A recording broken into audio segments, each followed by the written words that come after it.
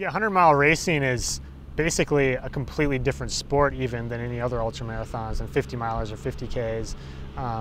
You know, someone can be really successful at 50 miles and be horrible at racing 100 miles, and that just has to do, I think, with all the variables that come into being out there for that long. The second half is really so mental. It's just being stubborn and it sounds cliche, but just really being tough, you know, and gutting it out and deciding that this is important to you for whatever reason and that you're going to suffer for a long time as a result. And being sort of mentally prepared to be uncomfortable for that long and to deal with problems when they come up. And so when you're doing it for the first time, a lot of that is sort of negated because you just don't know about any of it. So you just kind of bumble your way through, and as long as you, I don't know, have some like keep a positive mental attitude, it's going to go okay, I think. But that's the really fun thing about racing 100 miles is all those variables come into play, and it kind of levels the playing field. I don't feel like I have a ton of genetic talent.